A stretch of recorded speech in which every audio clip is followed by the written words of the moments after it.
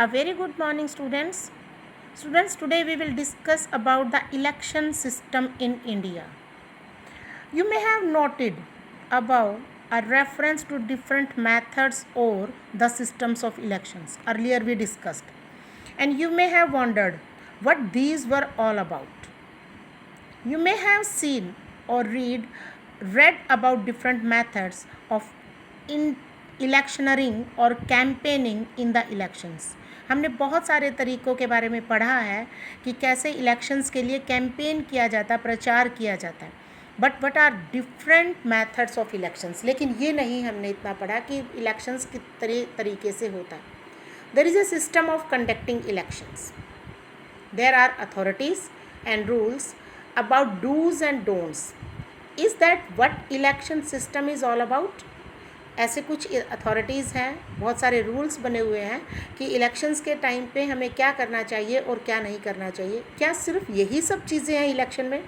But you may have wondered why the constitution needs to write down how the votes are to be counted. चलो ये बात तो सब ठीक है, लेकिन कितनी हैरानी की बात है कि ये सब चीज़ें भी कॉन्स्टिट्यूशन में लिखने की ज़रूरत क्यों पड़ी कि वोट्स को कैसे काउंट किया जाएगा and representatives elected. Isn't that very obvious? People go and vote. The candidate who get highest votes get elected, and that is what elections are all over the world. Then why do we need to think about it? कि ये सब चीज़ें तो common है, general है, सब जगह लोग जाते हैं, अपना वोट डालते हैं, जिसको हाईएस्ट वोट मिलते हैं वो कैंडिडेट इलेक्ट हो जाता है. तो इसमें अलग क्या बात है, इसके लिए रूल्स लिखने की क्या ज़रूरत पड़ी. So but we need to, because this question is not as simple as it appears to us. We have got so used to our system of elections that we think that there can't be any other way. But in democratic elections, people vote and their preference decides who will win the contest. But now let us see. But there can be very different ways in which people make their choice and very different ways in which their preferences can be counted. लेकिन एक ही तरीका नहीं है, बहुत सारे तरीके हो सकते हैं जिसमें लोगों को चॉइस मिलती है अपने रिप्रेजेंटेटिव्स को इलेक्ट करने के लिए. So these different rules of the game can make a difference to who the winner of the game will be. और यही अलग अलग तरीके हैं इस खेल के जिससे हमें पता लगता है या हमें डिफरेंट क्रिएट करवाता है कि गेम का विनर कौन है. Some rules can favour bigger parties. कुछ रूल्स ऐसे हैं जो बिगर पार्टीज़ को फेवर करते हैं, but some rules can help the smaller players. Some rules can favour the majority community, others can protect the minority. Let me make it clear to you. As for example, that some rules are there which always favor bigger party as a party which gets highest votes. I mean to say highest seats are allowed to make their government. But somewhere if they are unable to get the majority, so some rules are there to promote to help the smaller parties, even they are to take collision from the smaller parties, and here some rules are there for them. In the same case, there are majority communities and which are being favored by the election commissions, but as earlier we read that reservation has been given in the constituencies for the minority also, and that is why they have been protected by the constitution. Otherwise no one can protect their their interest.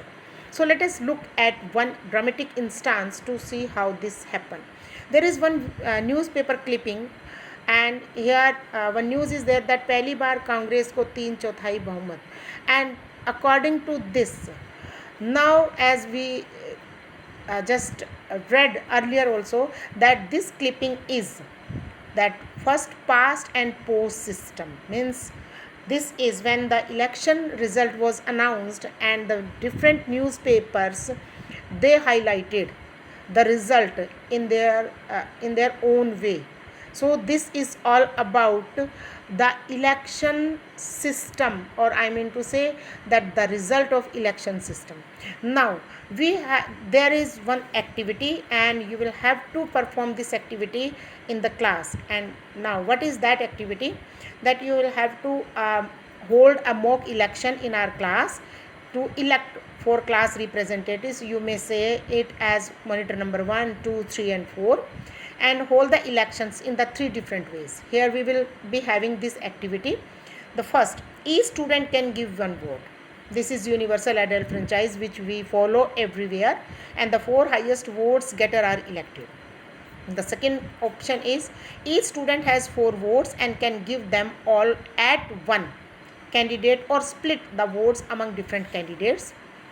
The 4 highest votes gathered are elected. The third one is each voter gives a preference ranking to candidate and the counting follows the method of election of Rajya Sabha members described below.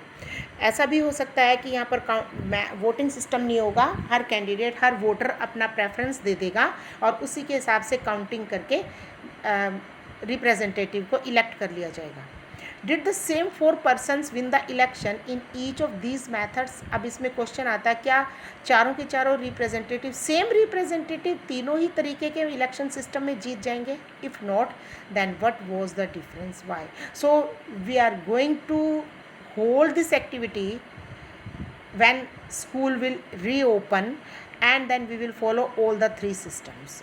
Okay, so this is all for the day, and tomorrow we will be discussing the further election system in India. Okay, and we will be having the example of 1984 Lok Sabha elections. So by that, bye and have a nice day.